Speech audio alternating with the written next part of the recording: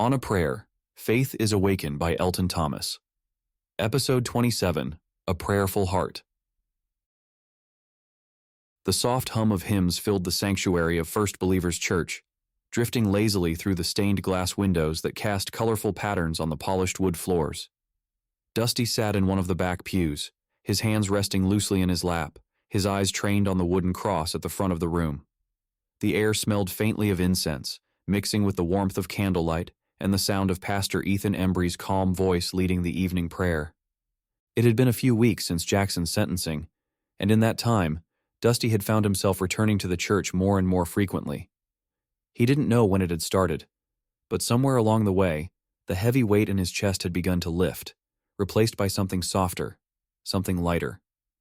For years, Dusty had lived in a world of darkness, chasing criminals, saving lives, fighting against the tide of corruption that threatened to consume the city. But the weight of that fight had taken its toll, leaving him feeling empty, disconnected, as if the world had taken everything from him, and he had nothing left to give. Prayer had always felt distant to him, like a faint echo of something unreachable. But now, sitting in the quiet sanctuary, it didn't feel so foreign. It felt like coming home. Pastor Ethan's voice rose gently above the murmurs of the congregation, pulling Dusty out of his thoughts. "Let us pray together," Ethan said, his eyes closed, his hands clasped before him. "We gather here today not just in fellowship, but in faith. Faith that even in the darkest of times God is with us. Faith that no matter how heavy our burdens may feel, we do not carry them alone." Dusty lowered his head, his mind quiet as he listened to the soft rustle of the congregation bowing in prayer. The words of the prayer washed over him, soothing in their simplicity. Dusty still wasn't entirely sure what he believed or how to make sense of the miraculous things he had experienced, but one thing had become clear. Prayer wasn't about asking for the impossible. It wasn't about demanding miracles. It was about hope. It was about trust. As the prayer came to an end, Dusty lifted his head, glancing at Ethan, who stood at the pulpit with a calm but knowing smile. Dusty had spoken to Ethan often over the past few weeks, asking questions, wrestling with doubts, and each time Ethan had offered him the same advice. "Trust the process, Dusty. Let your faith grow in its own time." After the service, Dusty remained seated in the pew, watching as the congregation slowly filtered out of the church. Roxy had left earlier, needing to get back to work, and Megan had an early deadline for a story, so tonight, it was just him. Dusty didn't mind the quiet, though. He found comfort in the stillness of the sanctuary, in the way the candlelight flickered softly against the stone walls. It was a kind of peace he hadn't known in a long time. Ethan approached, his footsteps soft on the wood floor as he made his way to Dusty. "Mind if I sit with you for a moment?" he asked, his voice gentle. Dusty shook his head, gesturing to the empty space beside him. "Of course." Ethan settled in beside him, his hands resting in his lap as he glanced around the church. "You've been coming regularly," he remarked, a quiet smile on his face. "I'm glad to see that." Dusty nodded, his fingers tracing the edge of the pew.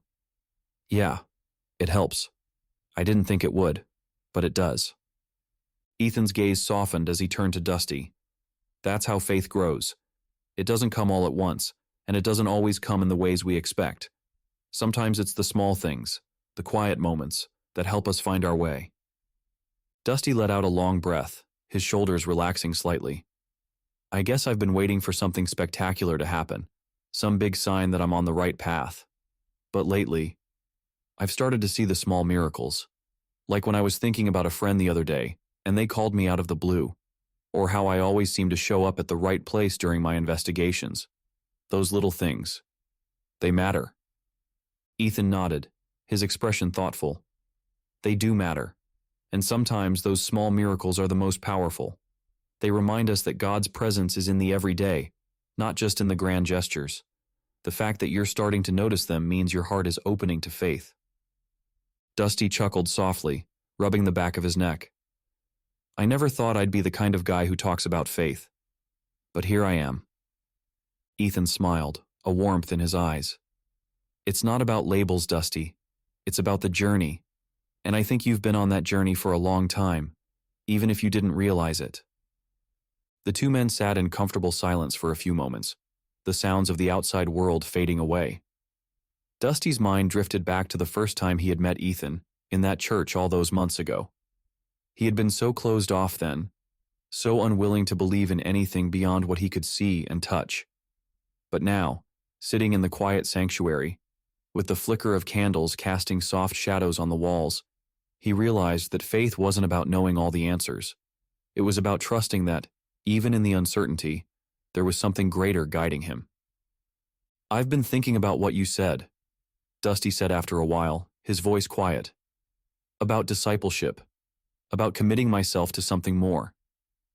Ethan's smile widened slightly, though he remained calm. "And?" Dusty took a deep breath, his heart pounding in his chest.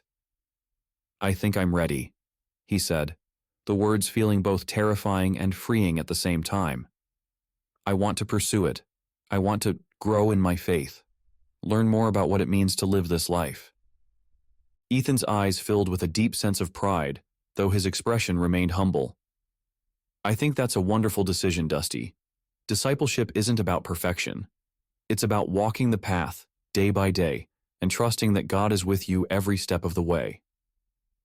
Dusty nodded, feeling the weight of the decision settle over him, but it wasn't a heavy burden. It felt right. For the first time in a long time, Dusty didn't feel like he was fighting the darkness alone. He had a community, a purpose, and a faith that, while still fragile, was growing stronger with each passing day. Later that evening, Dusty found himself alone in the sanctuary again, long after the congregation had gone home. The candles were still burning softly, casting a warm glow over the pews. He stood at the front of the church, looking up at the cross, his hands in his pockets. The world outside was still dark, still full of the same dangers and uncertainties. But here, in this quiet space, Dusty found hope. He didn't need the spectacular miracles to know that God was working in his life. The small moments, the gentle nudges, the quiet reassurances, they were enough. As he stood there, Dusty whispered a prayer of his own. It wasn't for a miraculous rescue or a dramatic victory. It was a simple prayer, a prayer of thanks. Thanks for the people who had stood by him, for the moments of grace that had guided him, and for the future he was learning to trust in, even when he couldn't see it. Dusty's spiritual body was growing, and though the journey ahead was uncertain, he knew one thing for sure. He wasn't walking it alone.